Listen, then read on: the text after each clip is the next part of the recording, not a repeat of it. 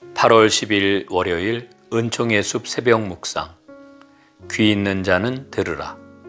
마태복음 13장 16절 말씀. 그러나 너희 눈은 봄으로 너희 귀는 들음으로 복이 있도다. 하늘의 의미를 간직한 땅의 이야기, 비유에 대한 오래된 정의입니다. 하지만 비유는 하나님 나라를 밝혀주는 폭발적이고 위험한 이야기입니다.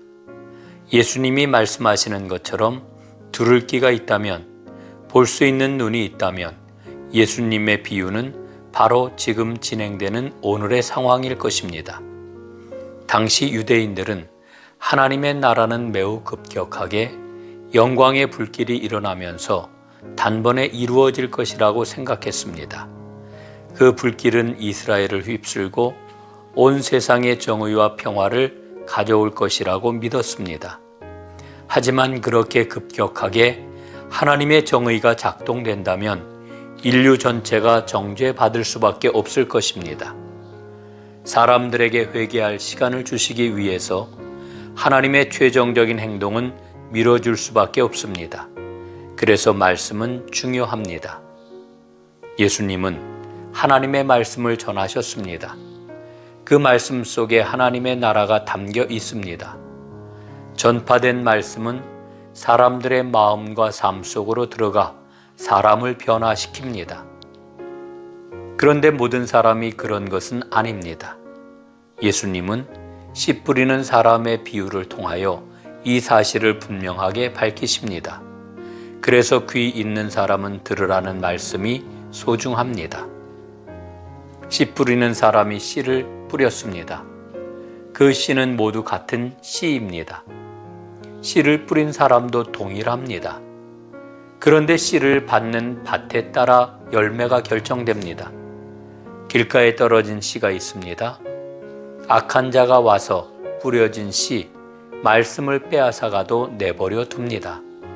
말씀을 듣고 냉소하고 빈정대는 사람을 우리는 보지 않습니까? 돌밭에 떨어진 씨도 있습니다. 어떤 사람들은 열정적인 것 같지만 복음이 무엇인가를 요구하기 시작하면 그는 정말로 말씀이 마음에 심겨서 뿌리 내린 게 아니란 걸 보여줍니다. 가시덤불에 떨어진 씨도 있습니다.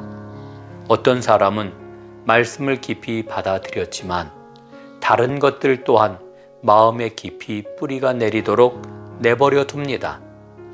결국 말씀의 줄기가 제대로 자라는 것을 다른 것들이 방해하고 맙니다. 이렇게 말씀이 가로막히는 경우가 참 많습니다. 그걸 알아차리지 못하는 것은 더욱 안타까운 일입니다. 그러므로 하나님 나라 말씀을 들었으면 마음밭에서 돌을 골라내야 합니다. 가시덤불을 뽑아내야 합니다. 그러면 좋은 밭이 되어 30배, 60배, 100배의 열매를 맺게 됩니다. 말씀을 깨닫는 자가 누리는 복입니다. 귀 있는 자는 들으라. 열매를 맺는 것은 말씀의 문제가 아니라 밭의 문제임을 깨닫게 해 주셨으니 마음밭을 제대로 보게 해 주옵소서. 아멘.